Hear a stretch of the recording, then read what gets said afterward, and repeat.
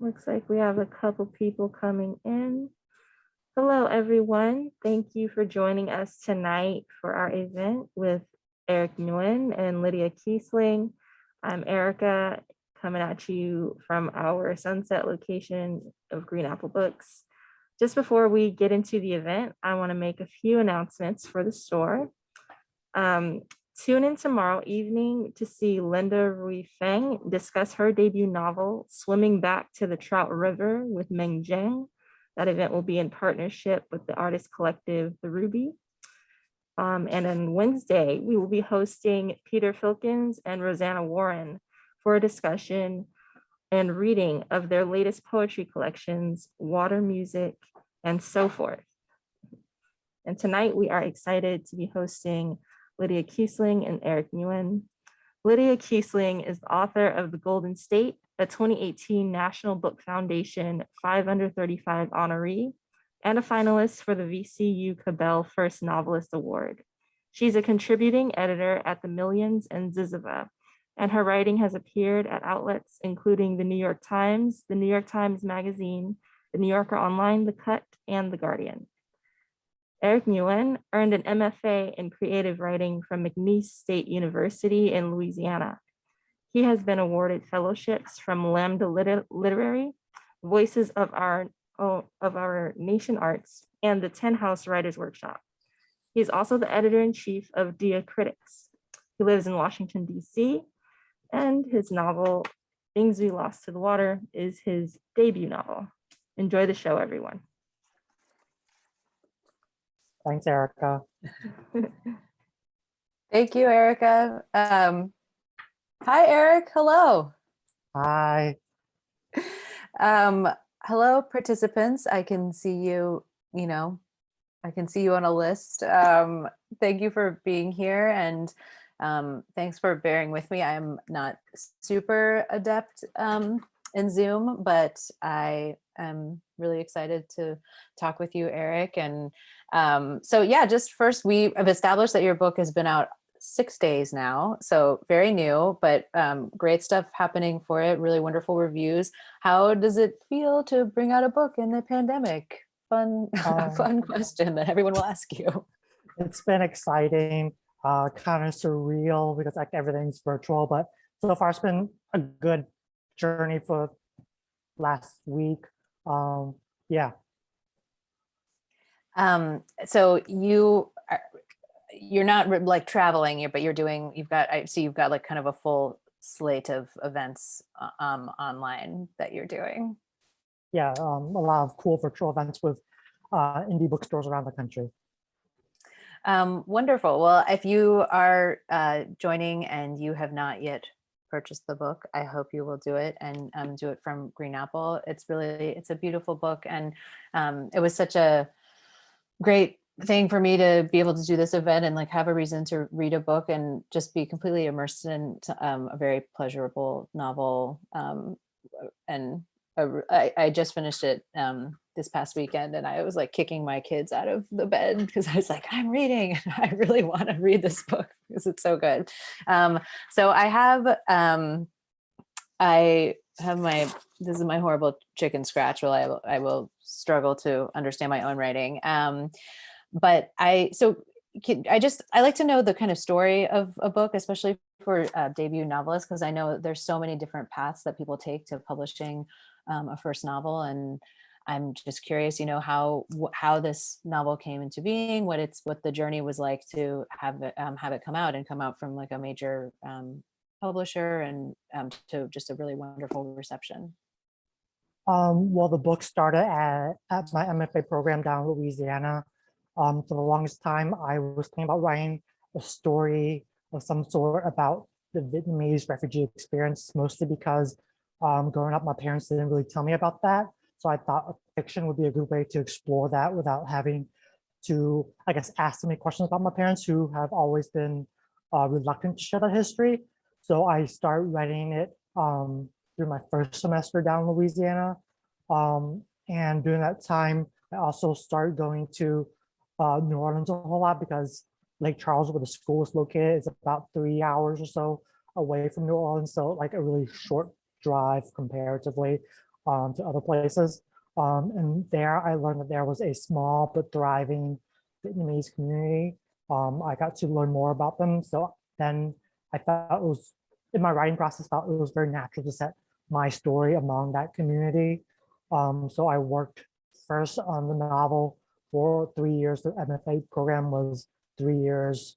I used it as my thesis, but I continued work on it after I graduated for maybe 3, 4 more years, until I was ready to like shop it out to agents. I felt like I did the old-fashioned way of just querying agents, to see who might be interested in it. I query agents of like writers like I really loved, and who I thought like really, whose work really resonated with me, who were like comparable to what I was doing.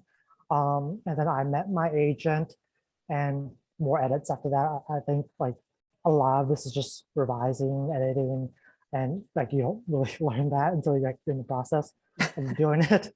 But eventually I found a home with Knopf, with a wonderful editor.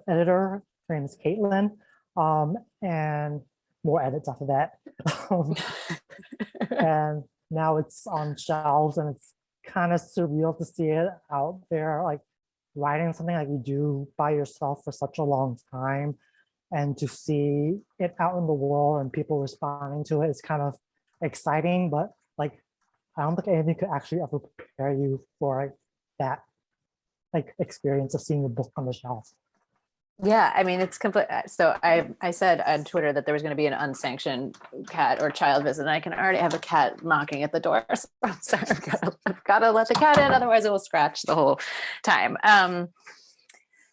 So it sounds like the foundation for starting to write it was the MFA program, and you were able to kind of make a lot of ground on it, but then kind of continued working on it for a period of years after that. Yeah, I mean, after all that time, and then really having it just out in the world, and you're like, this is it, this is the book. That is a incredible thing to happen.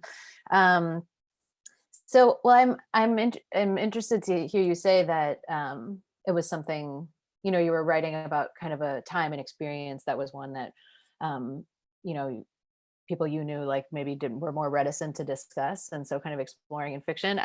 One thing that I admire so much about the book, just kind of from a craft perspective, is how you handle the perspectives and also time. The book covers actually like an enormous amount of time, pretty like swiftly and very deftly, and the way that you sort of figure out, oh, you were going to read from the book. I'm doing an amazing job. Okay, I'm going to ask this question, and then that will be my elegant segue into you actually reading a passage. But I just think that you handle time like very beautiful but beautifully and deftly, and also having different characters come in and sort of telling the story from their perspective. So I'm curious how much, whether you started that way knowing that you were kind of going to shift around and cover that time fairly expansively, or if you at one point were more pinpointed with one perspective or time, or how sort of those craft elements and structures, if that how you kind of arrived at those. When I first began writing it, I really focused on the mother's story, Boong. Like I said, it was like my way of exploring my parents' experience, and I felt like her story as a refugee really aligns with my parents' generation. So like that was the first chapter I wrote, was like from her perspective, and I was envisioning like this to be basically her whole story. It would just be from her point of view and what she went through. But eventually, she had a son to begin with, and another son on the way. And eventually, like I felt like they had stories to tell as well. And at first, I felt like their stories would like give like a greater perspective on the mother's story, like they're like mirrors to her. But then they got lives of their own, and I guess I just went into their lives and started exploring what happened to them since they arrived in New Orleans. So it really became a family story, in the sense that everyone in the family has a say, kind of almost equally in a way. And I wrote the novel actually not in chronological order, which I felt kind of helped me um, kind of see where the characters were going in their lives. Like I know the first chapter I wrote about Dom, the first son, was when he joined the gang. So like having that vision of him as a teenager wanting to join a gang kind of helps me envision him as a young child and see how that child would eventually come to become someone who wants to join a gang. Okay. So you, in some cases, kind of worked backwards and sort of built character that way. That's a very interesting way to do it. Okay, well, so what if you would read for us, that would be wonderful. Sure. So I'm just going to read from the very beginning of the book, the first chapter. Um, I just feel like it encapsulates so much about the book and like sets it up for what you're going to be in for in terms of the novel, and hopefully you enjoy it. So it's August 1979. New Orleans is at war. The long howl in the sky. What else can it mean? Boom drops the dishes into the sink and grabs the baby before he starts crying. She begins running toward the door, but then remembers, this time, another son. She forgets his name temporarily. The howl is so loud. What's important is to find him. Is he under the bed? No, he is not under the bed. Is he hiding in the closet? No, he is not in the closet. Is he in the bathroom then? Behind the plastic curtains, sitting scared in the tub. He is not in the bathroom behind the plastic curtains, sitting scared in the tub. And as she turns around, he's at the door, holding on to the frame, his eyes watering, his cheeks red. Meh, he cries, Mom. The word reminds Boom of everything she needs to know. In the next moment, she grabs his hand and pulls him toward her chest. With this precious cargo, these two sons, she darts across the apartment, an arrow flying away from its bow, a bullet away from its gun. She's racing toward the door and leaping down the steps, but she can't move fast enough. The air is like water. It's like running through water, through an ocean. She feels the wetness on her legs and the water rising.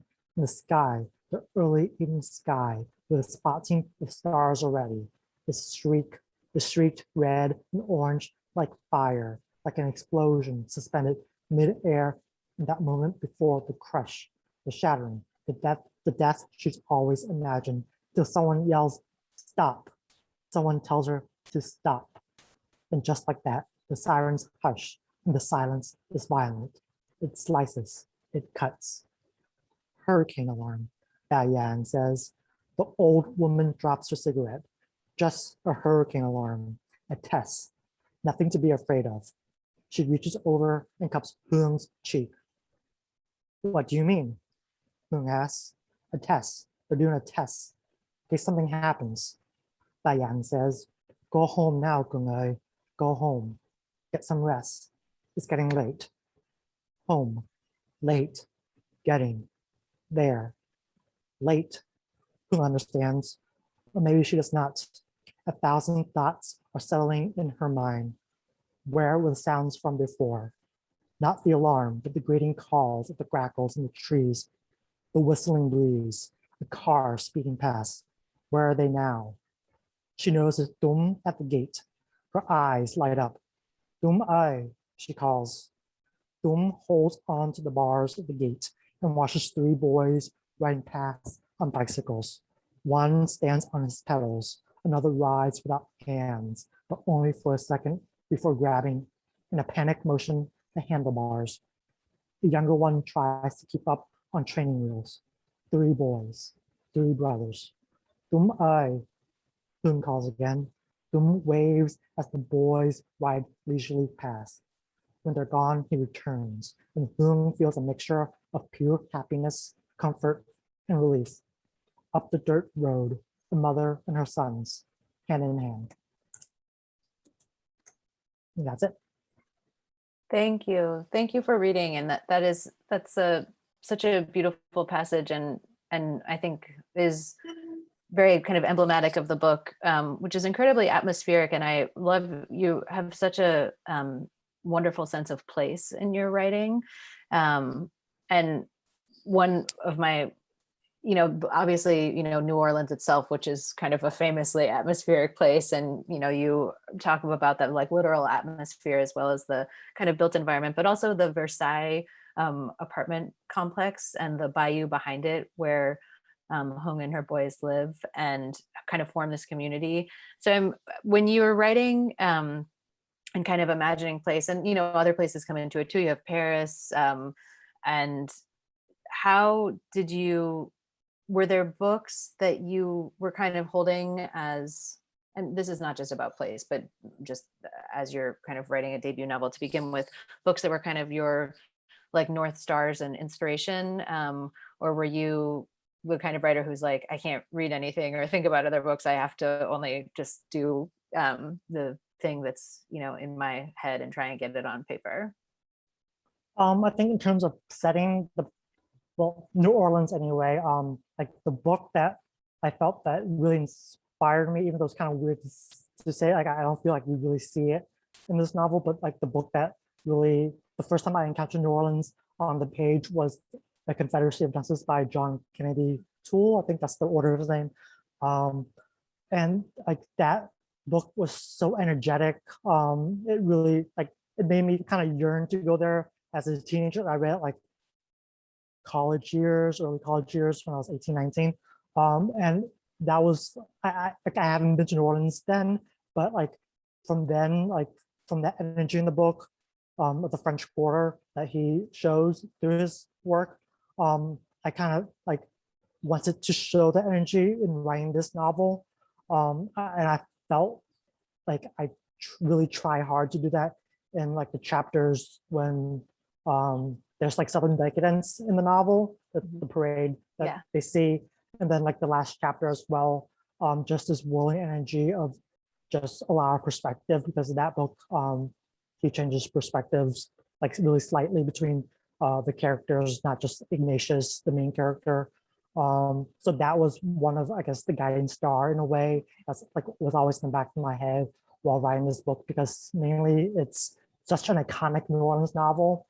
But other than that, other books I've looked to were like Barb Johnson's More of This World, or More of This World, or maybe Another, which is a short story collection about the working class, sometimes queer population of New Orleans.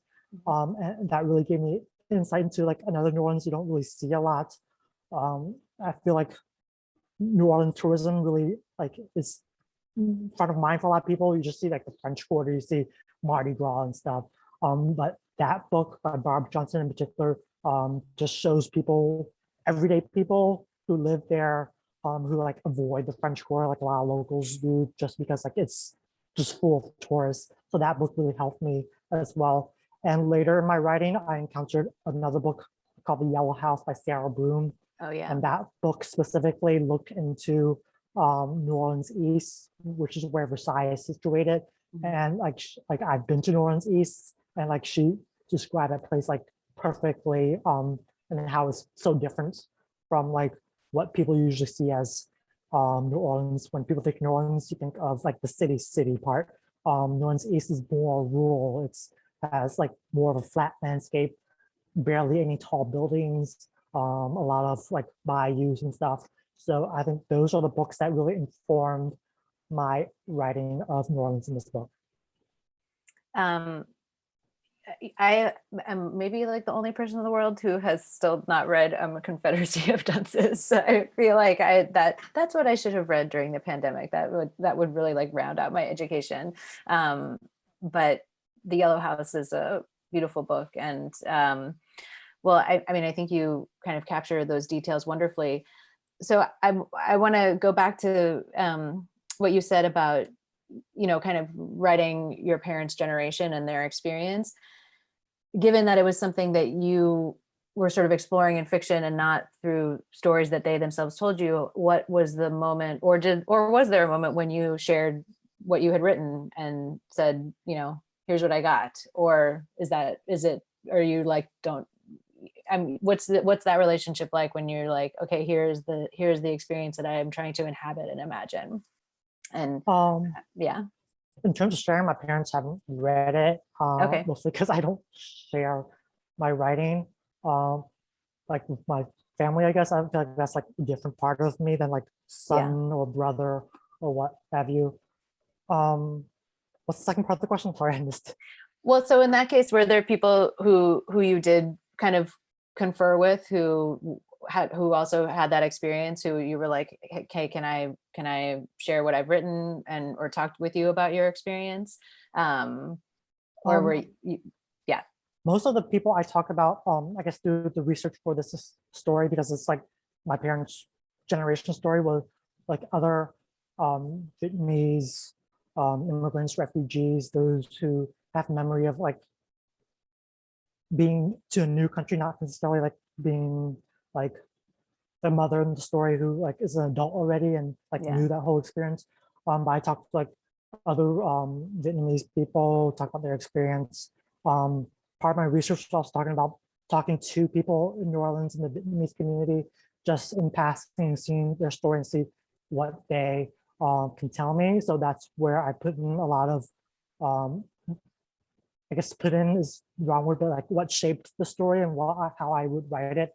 It wasn't until later in the process that like more other Vietnamese people actually came to read the manuscript, and their response to it was good, which I felt was really good, because I came to this kind of feeling like it wasn't my story to tell, and really part of it wasn't my story to tell. I'm not a refugee. I was born in the US.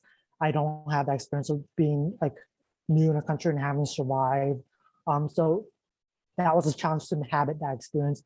But from my readers, my early readers, I felt like I got part of that like right, or at least right enough that people are not pointing out like, hey, this is wrong. So like I'm grateful that I got it right and that I had people to help steer me in the right direction. Yeah, I was going to ask about, I was kind of just reading your bio, and so your day job is, I'm sorry, I have another creature of some kind knocking at this door. No, okay, I'm sorry. This is the witching hour in my household. So could you just kind of describe your day job, because it's a Vietnamese diasporic kind of entity that serves that community, and I would just love to kind of hear more about what your kind of day-to-day looks like. Yeah, so I'm the editor-in-chief of direcritics.org. It's a publication of the Diasporic Vietnamese Artist Network, which was started by Viet Thanh Nguyen. And he basically wanted a space to tell different types of Vietnamese diasporic stories. So not just Vietnamese American, but any Vietnamese around the world, wherever leaving Vietnam led them to. So in my day-to-day work on that, it's finding stories, championing stories of writers, artists, even just really anybody. I know like we have some stuff in the works by like about like food makers, so that's pretty cool. So basically my work there is just showing the diversity of the Vietnamese diasporic story. I guess my emphasis there would be not just that a lot of us came from refugee experience, but we are more than the refugee experience, more than a war. I like publishing stuff that basically have sometimes nothing to do with war, nothing to do with trauma. I like covering books that are like not addressing those things, maybe in the slightest, even though those elements of war are so important to the Vietnamese experience. I feel my job there is to like the visual mission to show how diverse this experience is, and trying to Viet Thanh Nguyen has this theory of a plenitude of narratives, and I think that's the goal of the organization, is just to show that there are many different types of ways to be Vietnamese or Southeast Asian. Um, yeah, and we try to champion that. So my day-to-day job is basically, I mean, like the boring stuff like doing budgets and reading submissions and following up with people on submissions. But the fun part is just discovering new stories that you haven't heard of. Like we've published stories from like Vietnamese writers in Germany and the Czech Republic. And like before becoming an editor here, I didn't really, I knew they lived there, but I didn't really know much about their experience. So it has really opened up my eyes to potential stories that Vietnamese diaspora people can tell. And I hope to bring that sense of this discovery to the audience as well. That's such a beautiful mandate for an organization, and sounds like a really cool opportunity. I'm curious so, as a writer who is like creating fiction and writing your own, like imagining your own worlds and stories and lives, did you feel, I mean, I don't know how long you've worked there, but like switching back and forth your writer and your editor and your kind of professional administrator hat, even when there's sort of subject matter overlap maybe, but obviously the experience of writing a novel is totally different from, doing the budgets and things like that. And was it difficult to shift back and forth, or do you feel like you have good, I'm always curious about the like nitty gritty of people's like professional versus kind of artistic professional life, how whether there's like strict demarcation or it's fluid.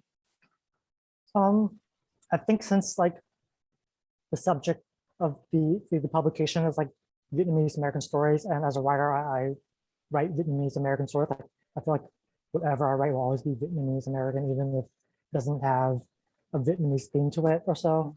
So I feel like it easily bleeds into each other. Like I started at the organization as a contributing writer, like reading books and writing reviews about them. And I felt like that really gave me like a strong foundation background and like Vietnamese American literature, Vietnamese diasporic literature, to build my own voice as a Vietnamese American writer, and just to see what cool stuff like other writers are doing. And I feel like, especially in those early years as a contributing writer, I feel like reading those other writers who were at like sometimes like began their own careers, that really kind of gave me permission to like write truthfully about my experience and just like go for it, like not really hold anything back in my like Vietnamese-ness of the story. So I feel like that position really helped me in terms of now I feel as an editor-in-chief, I do still get to read like submissions and just work from other writers. So that continually inspires me to like think about the Vietnamese diasporic literature as a whole and where I kind of fit in there, if I fit in there. Yeah, so I guess what it boils down to, that it really just inspires me to see just all these writers and helping them find their voice is helping me find my own voice. That is such a lovely way of putting it and thinking about it. So it's like an enriching and fulfilling way to spend your time, and also like feeds into your own artistic practice. Yeah, let me consult my chicken scratch here and also look at our time.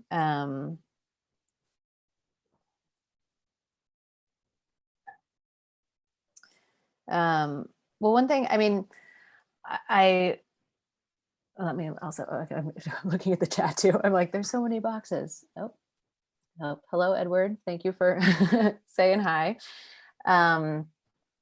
So, well, how have you, as people, and I mean, I guess it's sort of early on, the book has only been out a week, but you've gotten some wonderful reviews. Have there been any responses to the book that have surprised you, either in negative or positive ways, gratified you? Are you getting a sense now that it's out in the world, like what people's readings are, or is that still kind of like mysterious to you?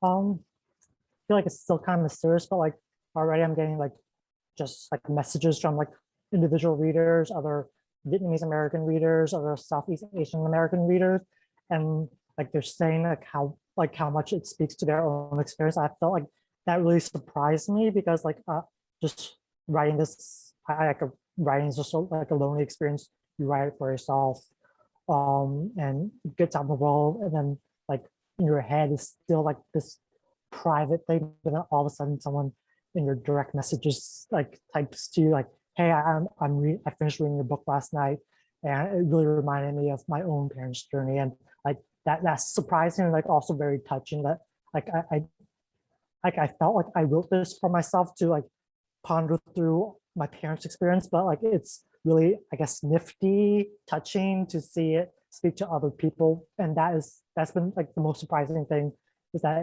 like my words speak to people, which is really nice, I guess. Yeah, I mean that's amazing. That's like sort of the best gift I think a writer can have.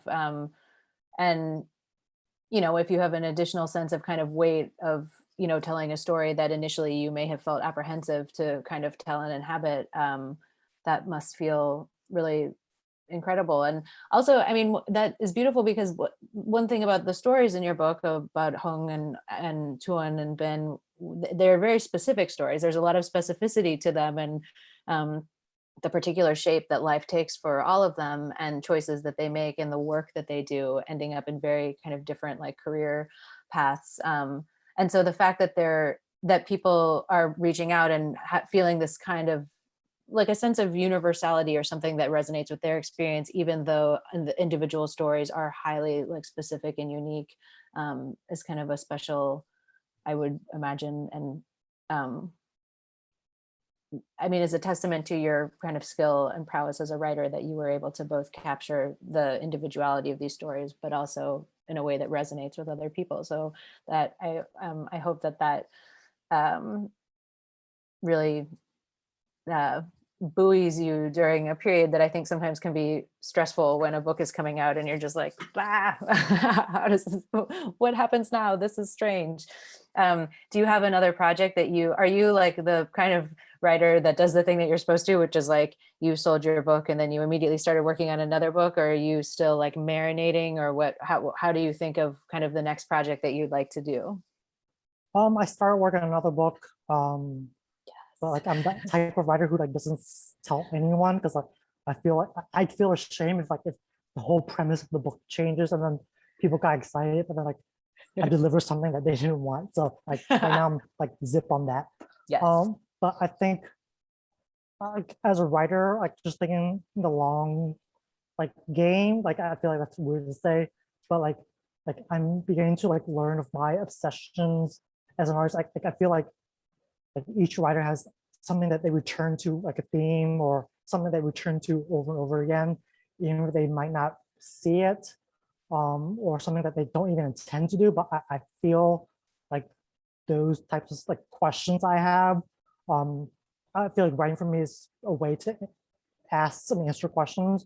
But I'm beginning to understand like the questions I have about life, universe, and everything. I guess I'm learning my obsessions and seeing what I can explore through those obsessions. That makes sense. Yes. Oh, absolutely. I mean, I really think I mean, it's one of those kind of platitudes that you see attributed to, right? I mean, there's like some quote that I don't know exactly what it is, but it's something like, you know, writers just tell one story over and over again, or their own. And I definitely, I like you, I'm the like tell no one camp of what you're writing. It's just, I feel like if it sees the light of day, it will just like shrivel. But I also can tell that I am just writing about some of the same things like again and again. Well, because you kind of, you know, refine them and do find different ways to come to them. Do you think is in your long game, is it always fiction that you'll use to kind of explore these, or do you think about nonfiction or other media to explore your obsessions?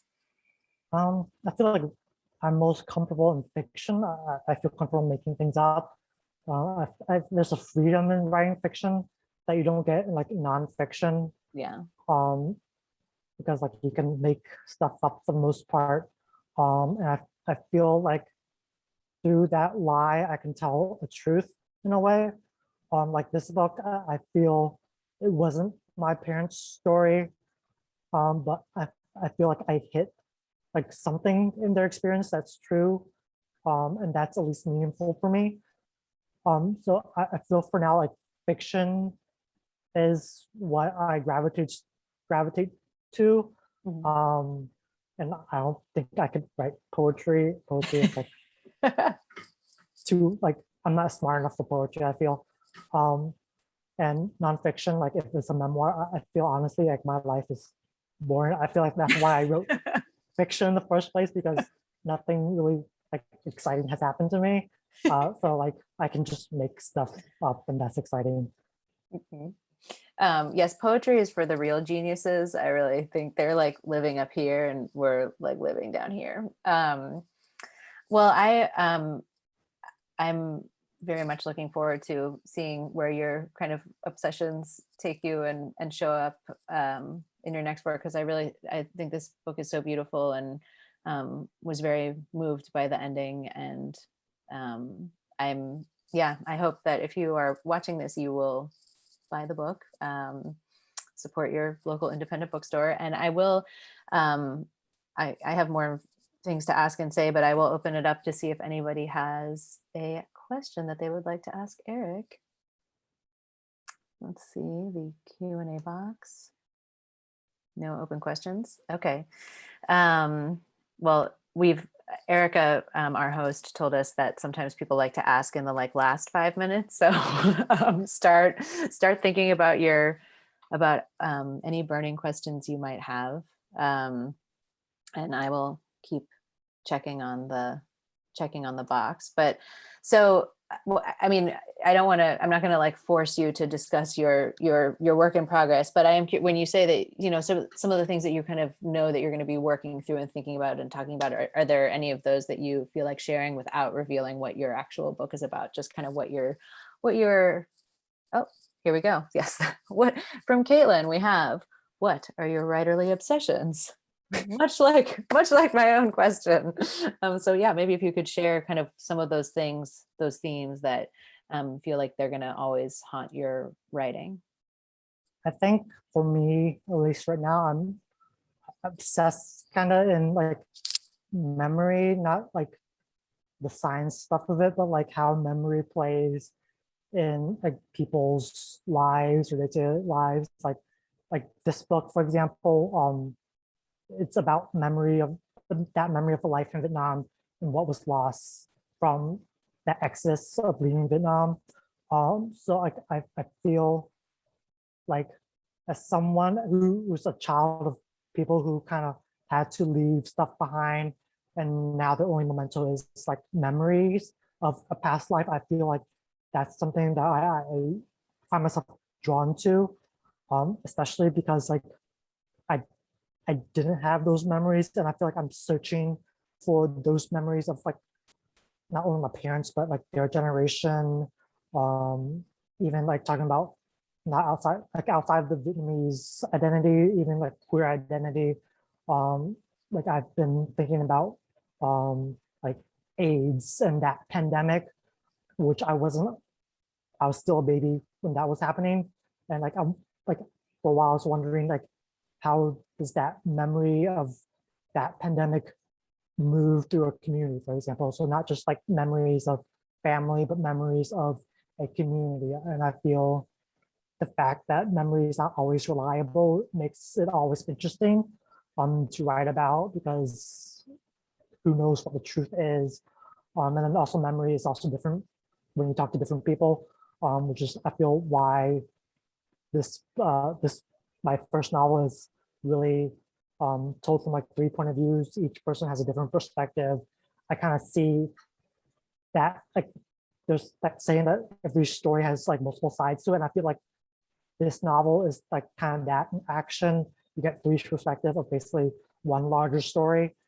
And I guess like I'm interested in memory and how that informs stories. Well, one of the things I've found so poignant in the novel, and I think I'm relaying this without anything that can be considered a spoiler, but when Hung and Tuan go back to Vietnam, and he wants to go and find the street and the apartment that would have been where his earliest childhood took place, and going back to find a place that he's kind of relying on his own visual memory as well as what his mom thinks, and sort of together they have this idea of where the place is, and then when he goes, it's a place that he can't find. And also, I mean, you know, there's the kind of fallibility of human memory, but also like kind of state and national memory, because streets are renamed and things are torn down and rebuilt. And I thought that was just a really like beautiful and poignant kind of way to show in fiction how those things happen, and how people have a, you know, you can never go back in so many ways.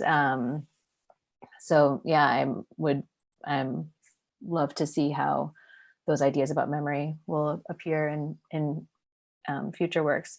I mean, yeah, I don't want to do the thing where you just like list things that you like about the book, but I also really love the way that messages and communication happen. So the idea of like having a tape with someone's voice, or and the ephemerality of some of the ways that memories are preserved, or messages are conveyed, things like postcards and letters, and things that can so easily, if they go astray, and then they're not there. And then what, you know, what fills those spaces where things were. Okay, so that was good. I'm going to Caitlin, we answered that one. Does anybody, no open questions? So this is your time, attendees, if you have questions. Well, we'll give people a minute. So you're in Washington. Is this where you live? Is this your home working setup that we are seeing in the background? Or is this where you work from home generally? I work from home from like a desk. This is like in my living room with a couch. This is casual. It's like nicer than like my desk, which is a mess.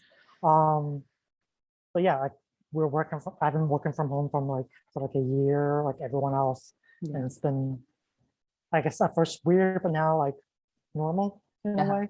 Yeah. Yeah, I like your kind of prestigious clock that you have in the background. That really adds gravity. It's antique and it doesn't work. So like I'm stuck at like, was it 4:43? That's poetry. That's one for the poets. And you have your nice plant. Well, it's a very nice setup. It's a good virtual book tour setup. It's got gravitas, I think. I have this cat.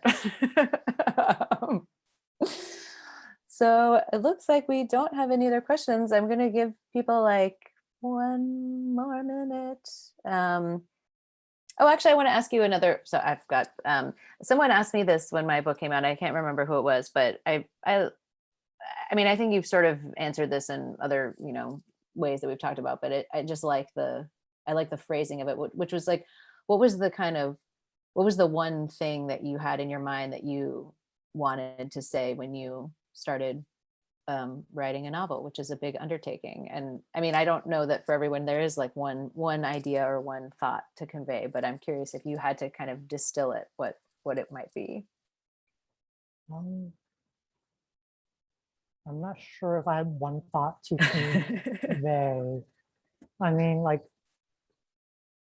on the book itself, I feel like it was just a kind of personal project for me in a way. And I'm starting, like, I feel like those personal projects are the ones that matter to you, are the ones that will like lead you somewhere.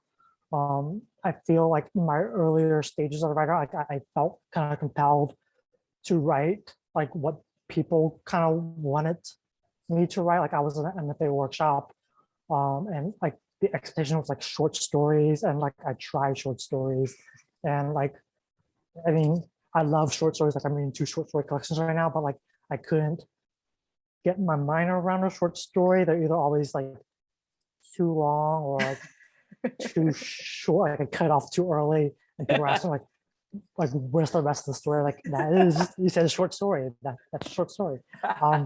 So I feel like giving myself like permission to write this for myself, to see as a novel, to like go to my professors like, hey, I'm gonna write a novel for the semester. How do you feel about that? And I feel like just going with what feels right is sometimes like the best way, especially in writing. You can't like I feel writing is like always a personal thing. Like I said, like most of it you'll be doing it alone in a room in front of your computer or a notebook. So you better be like satisfied, happy with whatever you're writing. Yeah. Yeah, that's a good point. You're the one ultimately who has to live with it. So you might as well be doing something that you're happy with. Yes, to me, sure.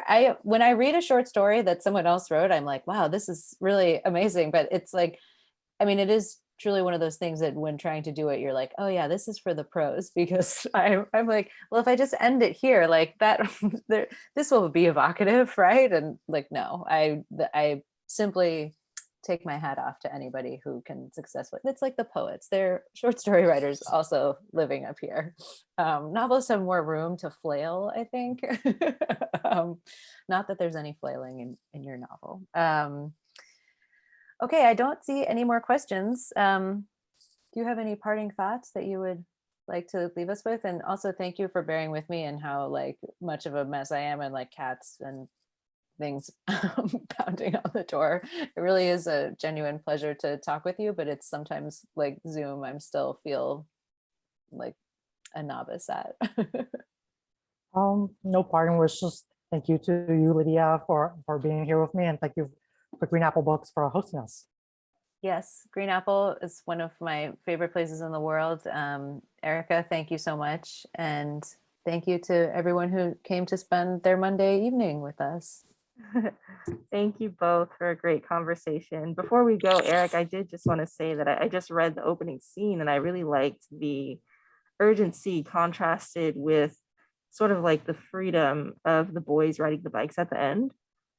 I just think that was a really beautiful way of showing where your character is in her head versus where she is in reality. Thank you. Yeah. Yeah, beautiful style and imagery and juxtaposition throughout the novel. It's really, really a beautifully written book. Thank you. All right. Well, congratulations, everyone. Please feel free to come in store. We have signed copies of Eric's book, Things We Lost to the Water, While Supplies Last. You can also get a copy at greenapplebooks.com. Everyone, be safe, be well, have a great night. Bye. Bye. Thank you. Bye. Bye, Eric. Bye, Erica. Bye.